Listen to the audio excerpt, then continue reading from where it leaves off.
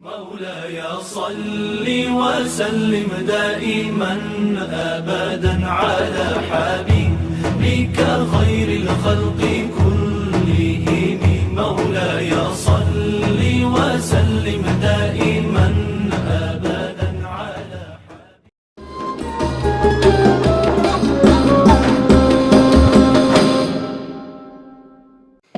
Assalamualaikum warahmatullahi wabarakatuh.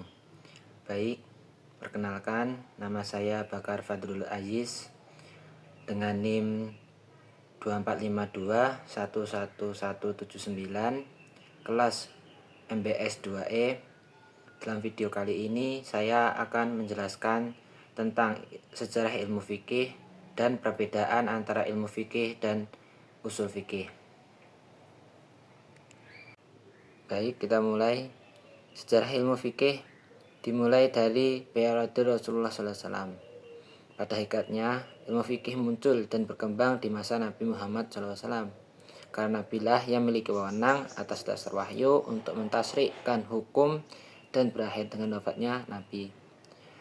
Pada masa itu, fikih Islam mulai tumbuh dan membentuk dirinya menjelma ke alam perwujudan. Masa ini juga disebut periode risalah karena pada masa-masa ini agama Islam baru didakwahkan. Pada masa itu, permasalahan ini diserahkan sepenuhnya kepada Nabi Muhammad SAW. Sebagai sumber hukum Islam saat itu adalah wahyu dari Allah dan perilaku Nabi. Pada masa itu, walaupun tidak panjang, namun masa itulah yang meninggalkan bekas-bekas dan kesan-kesan serta pengaruh yang penting bagi perkembangan hukum Islam, dan masa yang bersifat keseluruhan dan dasar-dasar yang umum yang universal untuk dasar penetapan hukum bagi masalah dan peristiwa yang tidak ada nasnya. Masa Nabi Muhammad SAW ini terbagi menjadi dua periode, yaitu periode Mekah dan periode Madinah. Periode Mekah adalah saat-saat selama Nabi Muhammad SAW menetap dan berkedudukan di Makkah, yaitu selama 12 tahun dan beberapa bulan, sejak beliau diangkat menjadi Nabi hingga beliau hijrah ke Madinah.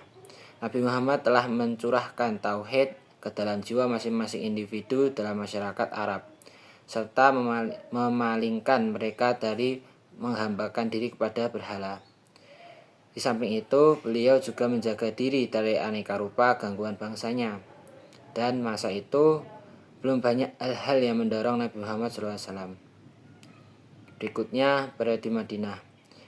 Periode ini adalah saat Rasulullah SAW menetap di Madinah selama 10 tahun hingga wafatnya beliau. Dalam masa ini, umat Islam berkembang pesat dan pengikutnya terus bertambah banyak. Pada masa itulah disyariatkan hukum-hukum perkawinan, talak, wasiat, jual beli, sewa, utang piutang, dan semua transaksi. Dan juga yang berhubungan dengan pemeliharaan keamanan dalam masyarakat. Berikutnya ada periode sahabat. Periode ini berkembang pada masa wafatnya Nabi Muhammad SAW dan berakhir saat Muawiyah bin Abi Sufyan menjabat sebagai khalifah pada tahun 41 Hijriah. Pada masa ini bidang hukum ditandai dengan penafsiran para sahabat dan ijtihad terhadap kasus-kasus yang tidak ada nasnya. Periode sahabat ini, kaum muslim telah memiliki rujukan hukum syariat yang sempurna berupa Al-Quran dan hadis Rasul. Kemudian dengan ijma' dan qiyas diperkaya dengan adat istiadat dan peraturan-peraturan berbagai daerah yang bernaung di dalam Islam. Dapat kita tegaskan bahwa zaman Khulafaur Rasyidin lengkaplah dalil-dalil tasri' Islam. Periode Tadwin, setelah runtuhnya Daulah Umayyah, pemerintah Islam digantikan oleh Daulah Abbasiyah yang dimulai dari pertengahan abad kedua hingga pertengahan abad keempat. Masa ini juga disebut sebagai masa mujahidin dan masa pembukuan fikih, karena pada masa ini terjadi pembukuan dan penyempurnaan fikih. Pada masa ini juga muncul upaya-upaya dalam pembukaan as-sunnah, fatwa-fatwa sahabat dan tabi'in dalam bidang fikih, tafsir, dan usul fikih. Masa ini juga disebut dengan masa keemasan Islam yang ditandai dengan perkembangan ilmu pengetahuan yang pengaruhnya dapat dirasakan hingga sekarang. Pada masa ini muncul juga mazhab-mazhab fikih yang dapat mempengaruhi perkembangan hukum Islam. Di antaranya Imam Maliki, Imam Abu Hanifah, Imam Syafi'i, serta Imam Ahmad bin Hambal. Periode taklid. Yang dimaksud dengan masa taklid adalah masa ketika semangat para ulama dalam melakukan ijtihad mulai melemah dan mereka kembali kepada tasyri' yang asasi dalam pengistibatan hukum dari nas Al-Quran dan As-Sunnah. Sikap ini disebabkan oleh keterbelakangan akal pikiran akibat hilangnya kebebasan berpikir, hilangnya kepercayaan diri para ulama untuk berijtihad secara mandiri, banyaknya kitab fikih yang bermunculan, serta hilangnya kecerdasan individu dan merajalanya gaya hidup materialistik. Pada masa itu, kitab-kitab para ulama mazhab dapat dikategorikan kepada 3 kelompok, yaitu matan, syarh, dan hasiyah. Matan adalah kumpulan masalah-masalah pokok yang disusun dengan bahasa yang sederhana dan mudah. Syarh merupakan komentar dari kitab matan. Adapun hasiyah adalah komentar dari kitab harsh. Berikutnya kita membahas tentang definisi ilmu fikih. Kata fikih berasal dari bahasa Arab yang secara etimologis berarti al-fatmu atau pemahaman. Sedangkan secara epistemologi arti kata fikih adalah ilmu atau pengetahuan mengenai hukum-hukum syariah yang berdasarkan kepada dalil-dalilnya yang terperinci.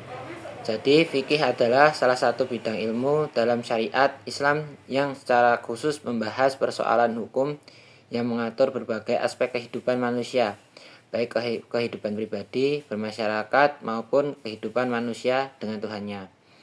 Fikih membahas tentang cara beribadah dan muamalah sesuai yang tersurat dalam Al-Quran dan Sunnah.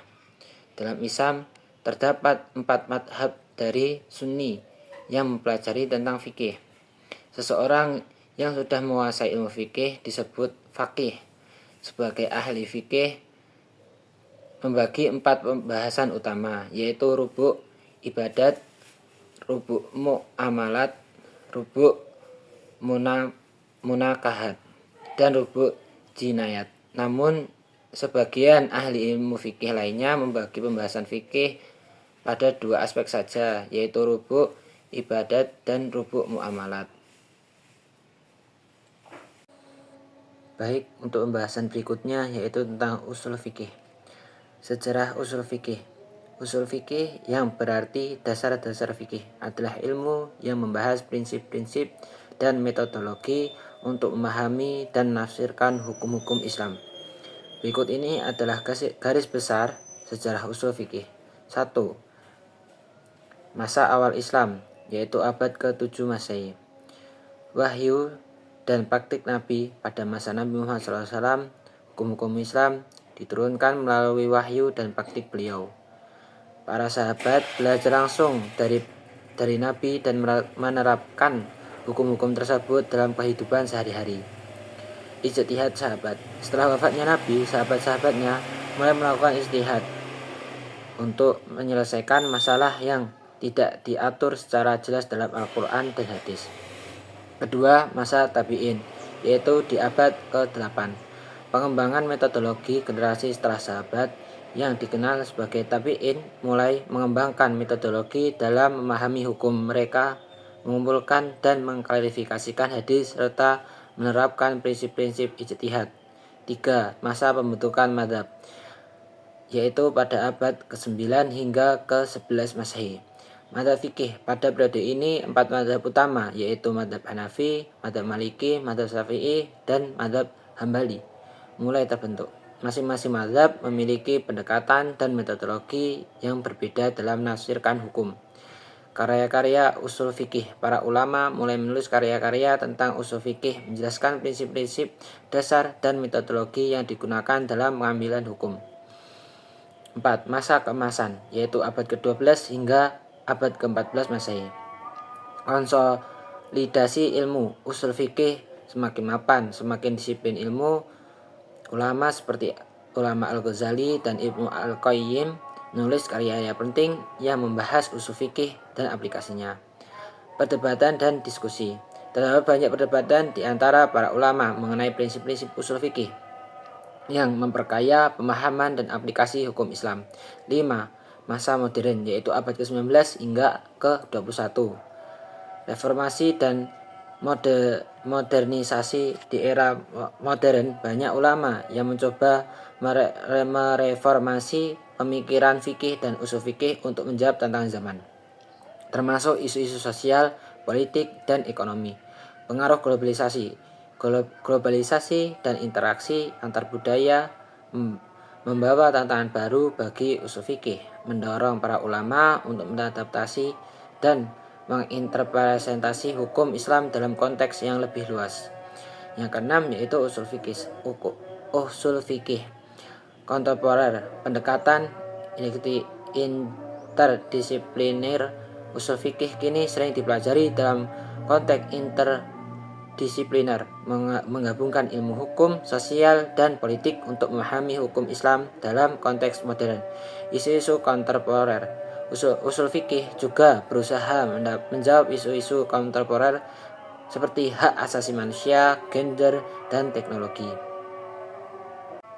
Adapun ruang lingkup usul fikih. Usul fikih mencakup prinsip-prinsip dasar yang digunakan untuk memahami dan menetapkan hukum Islam. Berikut ialah penjabaran tentang ruang lingkup dari usul fikih. Yang pertama, sumber hukum Islam. Usul fikih membahas sumber utama hukum Islam, yaitu Al-Quran, kitab suci yang menjadi pedoman utama. Hadis, perkataan, perbuatan, dan ketetapan Nabi Muhammad SAW. Ijma, kesepakatan para ulama dalam suatu hukum. Qiyas, yaitu analogi hukum berdasarkan kasus yang sudah ada dalam Al-Quran atau hadis. 2. Kaidah dan metode istibat, penetapan hukum. Cara memahami teks Al-Quran dan hadis termasuk makna tersurat dan tersirat, metode menghubungkan dalil dengan situasi yang belum dijelaskan secara langsung. 3. Hukum taklifi dan wad'i. Hukum taklifi berisi perintah dan larangan Allah SWT serta wajib, sunnah, mubah, makruh, dan haram. Hukum wad'i, sebab, syarat, dan penghalang dalam hukum Islam. Syarat sah seperti syarat sah sholat atau sebab batal puasa. Ijtihad atau fatwa, yaitu cara para ulama menggali hukum dalam masalah baru yang belum dijelaskan secara langsung. Proses mengeluarkan fatwa berdasarkan prinsip-prinsip usul fikih. 5. Maqasid syariah, tujuan hukum Islam. Menjaga agama, jiwa, akal, serta keturunan dan harta. Menentukan apakah suatu hukum membawa manfaat atau mencegah kemudaratan. Pembahasan terakhir yaitu perbedaan ilmu fikih dan usul fikih. Meskipun namanya hampir sama, tetapi antara ilmu fikih dan usul fikih itu memiliki perbedaan dari segala sudut pandang. Singkatnya, ilmu fikih adalah ilmu yang mempelajari tentang persoalan hukum Islam yang mengatur segala aspek kehidupan manusia, sedangkan fikih adalah dalil-dalil fikih yang menyeluruh untuk digunakan dalam pembinaan kesimpulan hukum. Berikut perbedaan antara ilmu fikih dan usul fikih. Ilmu fikih membahas segala hukum praktis yang menetapkannya diupayakan melalui pemahaman yang mendalam terhadap dalil-dalil syarah yang terperinci. Berbicara tentang hukum dari aspek perbuatan, dari sudut penetapannya, seolah dapat menjawab apa hukum suatu perbuatan. Lebih condong pada produknya, merupakan koleksi produk hukum. Sedangkan usul fikih membahas segala kaidah yang dijadikan sarana untuk menemukan hukum-hukum syarah tentang suatu pembuatan dari dalil-dalil yang spesifik. Berbicara tentang metode dan proses bagaimana menemukan hukum, dari sudut penetapannya seolah dapat menjawab bagaimana cara menemukan atau proses penemuan hukum yang digunakan. Lebih condong pada metodologisnya, merupakan koleksi metodologis untuk memproduksi hukum. Kesimpulan dari video saya kali ini, yaitu ilmu fikih merupakan salah satu disiplin ilmu dalam Islam yang membahas hukum-hukum syariah mendasarkan dalil-dalil yang terperinci. Fikih memiliki peran penting dalam mengatur berbagai aspek kehidupan manusia, baik dalam ibadah, muamalah, maupun hubungan manusia dengan Allah SWT.